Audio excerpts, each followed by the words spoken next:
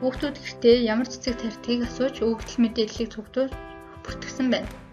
Олон давтагдсан цэцгийн тоог харуулъя. Цэцгийн нэр Захирмаа, шимтгэлээ Айрга. Хүүхдийн тоо 45, шимтгэлээ 40, Айрга нь 50.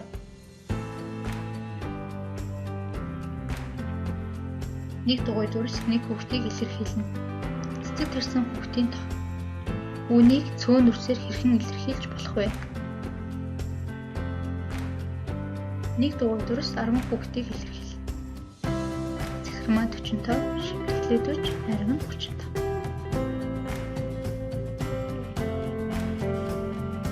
Хүүхдийн тоог Вагнер диаграмаар үзүүлье. Захирмаа, шимтгэлээ, Айрга нь.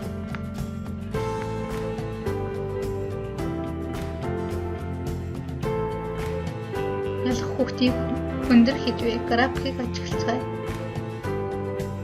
1 сартай хүүхэд, 2 сартай хүүхэд, 3 сартай хүүхэд, 5 сартай хүүхэд, 7 сартай гэх мэтчлэн хүүхдүүдийн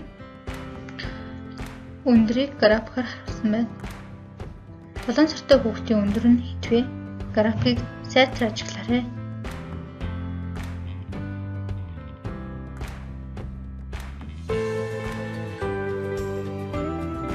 Бүгдээрээ графикийг ажиглаад асуулт зохиоё. Графикийн босоод тэнхлэгийн дагуу агаарын хэмийг цээсээр илэрхийлсэн байна. Шивтэй тэнхлэгийн дагуу хугацааг цагаар илэрхийлсэн байна. За асуулт зохиож ярилцаарай. Багш нь ийм асуулт зохиолоо. 12 цагт агаарын хэм хэд байсан бэ? 16 цагт агаарын хэм хэд болсон бэ? Хэдэн цагт агаарын хэм арга байсан бэ? Тэр асуултыг хариулж ярилцаарай.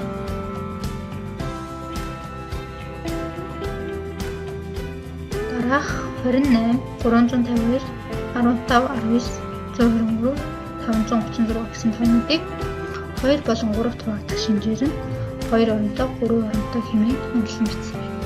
За бүгдээрээ зөв ангилсан эсхийг ажиглая. 2 хуваагдах тоо бүхэн тэгш тоонууд 2 хуваагддаг. Тэгэхээр 28, 352 нь зөв байна. 3 хуваагдах тооны шинжээ бүгдээрээ бодъё. Цифруудын нээлбэр 3 хуваагдвал тэр тоо 3 хуваагддаг. 15 3 хуваагдана. 99 3 хуваагдана.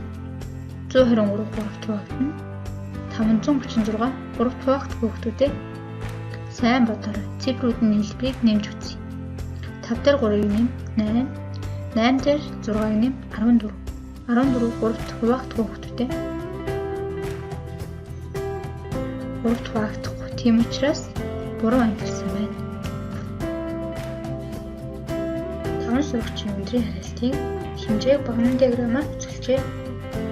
Хэн хамгийн өндөр хариулсан бэ? Диаграмыг ажиглаарай. Оргил бусдаас илүү өндөр хариулсан байна. Тэмүүлэнгийн хариулсан өндрийг олохрой. Тэмүүлэнгийн хариулсан өндөр нь харилцаагаар хитвэ. Харилцаагаар 52 байна. Хамгийн өндөр болон хамгийн бага хариулсан хүүхдийн хариултын зөрүүг бүгдээрээ хамтдаа олцгоё. Оргил 84, бэлгүн 60. Зөрүүг олохын тулд ихээс нь багыг гэсэн. 84-өөс 60 гасаад 24 см. Болт ажлын өдрүүдийн багш машинаар явсан замаа бүртгэж пиктограмаар хандлав. Пиктограмд 6 км-ийг нэг машинаар туршилсан байна. За нэгдэн болт зөвхөн ажилдаа яваад ирэхэд хамгийн бага замд туулдаг. Аль өдөр зөвхөн ажилдаа яваад ирсэн бэ? Хэдэн километр явсан бэ? 2. Болт ажлаа ажиллан яваад ирсэн бол хамгийн гол зам туулжээ. Аль өдөр ажиллан явсан бэ? Хэдэн километр явсан бэ?